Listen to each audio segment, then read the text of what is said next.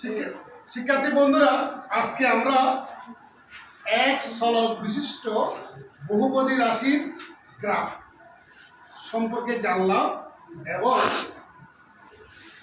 দ্বিমাত্রিক স্থানাঙ্ক জ্যামিতি সম্পর্কে জানলাম। আমাদের এখন কাজ হচ্ছে XY সমতলে কোন বিন্দুর অবস্থান নির্ণয়। কোন বিন্দুর অবস্থান নির্ণয়।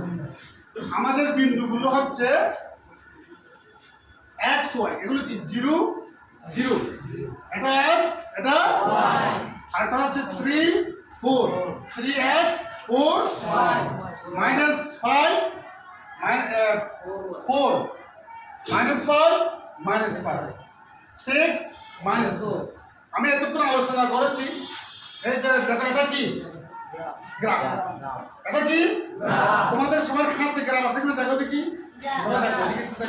সবার হাতে আছে না গ্রাফ? সবার হাতে গ্রাফ আছে? যারা অর্ধেক গ্রাফ তারা দাঁড়া থাকো। সবার হাতে গ্রাফ আছে না?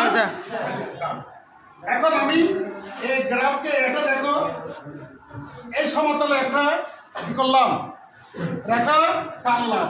এটা হচ্ছে এক অক্ষ, আনুভূমিক সংখ্যারেখা, আনুভূমিক। আবার এই সমতলে ওয়াই একটা রেখা কি টানলাম, এটা হচ্ছে ওয়াই অক্ষ, যেটার নাম উলম্ব সংখ্যারেখা। এক অক্ষ, আনুভূমিক সংখ্যারেখা, ওয়াই অক্ষ, উলম্ব সংখ্যারেখা। এখন আমি জিরো একটা মূল বিন্দু ধরছি। জিরো জিরো হচ্ছে মূল বিন্দু, যেটা হলো অরিজিন। এখন আমরা এক্স ওয়াই, এই চতুর্ভাগে হবে x plus y plus x plus এই চতুর্ভাগে হবে x মাইনাস y প্লাস এই চতুর্ভাগে হবে কি x মাইনাস y, এই চতুর্ভাগে হবে কি x প্লাস y। এখন দেখো, এখানে একটা সংখ্যারেখা বলছি, আনুভূমিক সংখ্যারেখা। আমরা প্রতি 5 ঘরকে একক ধরছি। কখনকে একক করছি?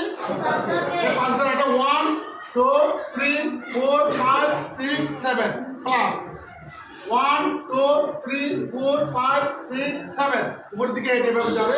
আর এদিকে হচ্ছে কি -1 -2 -3 -4 -5। আবার এদিকে -1 এগুলো মাইনাস। আমাদের প্রথম আমরা ধরি এই তাকে দিলাম আমরা এ বিন্দু, এটাকে বি বিন্দু, সি বিন্দু, ডি বিন্দু, ই বিন্দু, এই 5টা বিন্দু আমরা এখানে কি করবো, প্রতিস্থাপন করব। প্রথম কি আছে 0 0, তাহলে x 0 y 0, x 0 y 0। তারপরে কি আছে